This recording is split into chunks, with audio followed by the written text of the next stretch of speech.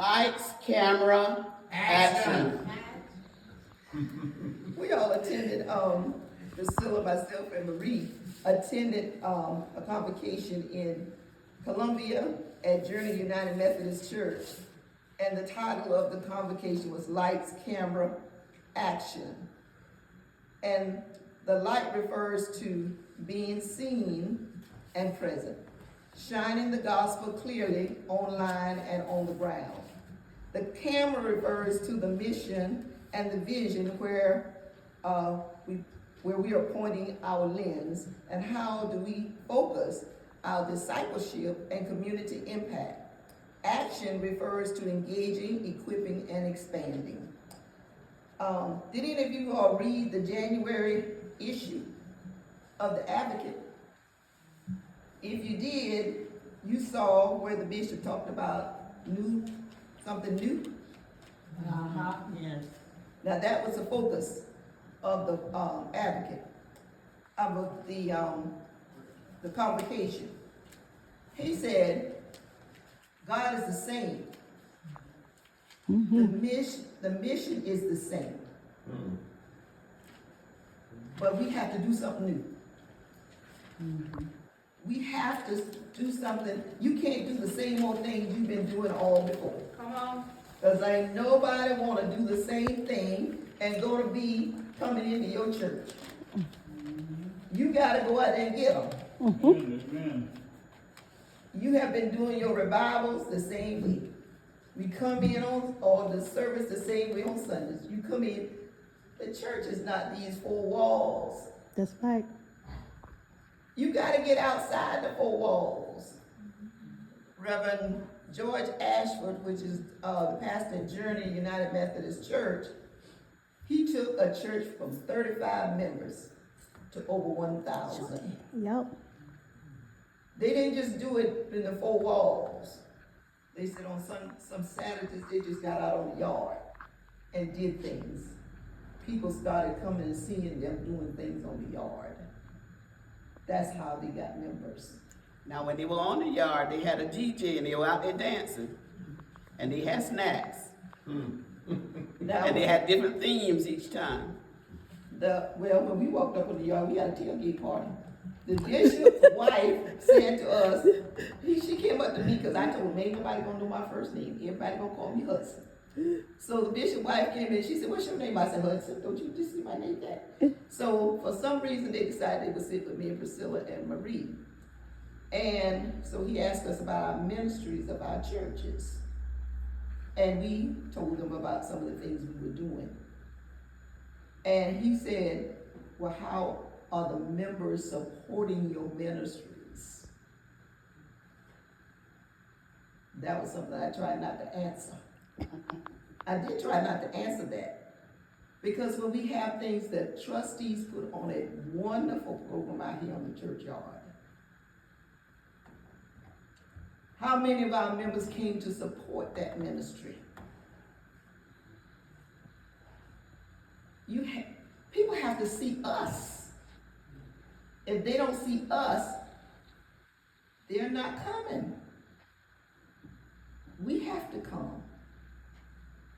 And when we come, other people say, oh, they're involved, so I might get involved. They may not join here, but they will support here. Amen. You may not get anybody to join your church, but you can get supporters of your church. Amen. There was a young lady that came here one Sunday. I don't know whether it was a tea or what. I got her information, but nobody spoke to that young lady. She sat at that table, and I said, well, who is that? I went over to her and I talked to her, but nobody else in this church talked to that young lady. She didn't come back. So we have to remember that if we have members, people that come, we have to be the ones to welcome them. That's right. We have to be welcoming. The bishop said, and I'm going to end with this, but I will give you the rest of the information at our next council meeting. The bishop said, I will be attending your church. I'm going to drop by. And I'm not gonna tell the pastor when I'm coming. I wanna see what it's like when I come to your church, how you worship, and how the people participate.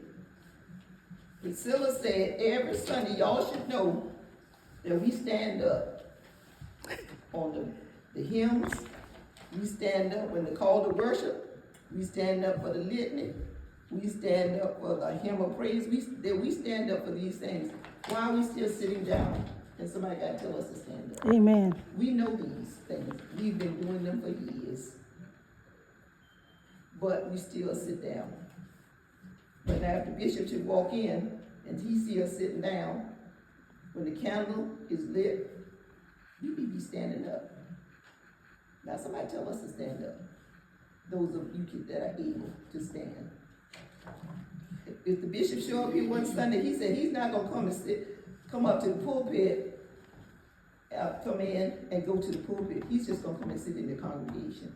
Suppose he just walk in that door back there and sit back there. When Reverend Dickinson get up to preach, her knees are gonna be shaking. Sure, I'm gonna be on the floor.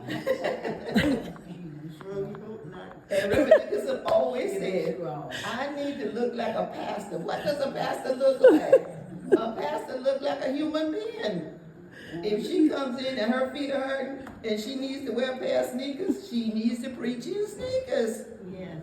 Let's stop that. Oh, she need to have a robe. She need to have on high heel shoes. No, her feet might be hurting. That's right. That's right. We don't need to judge her like that. We don't need to judge any pastor like that. Amen. Reverend Ashford, you might see him in a jogging suit. You might see him in slacks and a sweatshirt and his sneakers. But they're coming. They're working. Even during COVID, his church went out and they would put things on people's doorsteps. They would sing in the yard. They worked even during COVID. Another thing on what day is today? Yesterday, the United Women of Faith was at Jericho. Susan, Miss McFadden, Gloria, Terry, Thelma, and myself. And during our president meeting, they were asking, the ladies that were sitting at my table was asking, what are some of the things we're doing? And I had our schedule that each one of us have. And they said, oh, we can do some of those things. So the United Women of Faith are doing a lot of things. We give out a lot of money. When we do our pledge or get money from the church, we don't just keep it. We put it out in the community. When we go to lunch, we pay for the lunch out of our pocket. We don't pay for it out of the treasure. But any money we get, we put it out in the community and we do full missions. And one of them is for women who are on drugs or in an abuse situation. So we gotta get out. The church as a whole got to get out. Because someone said in a council meeting one time about one of our members that we didn't do this and we didn't do this. And I said, yes, the United Methodist Women did a lot. I said, and the person said, well, the church need to do it. So did the church do it? Other than the United Methodist Women.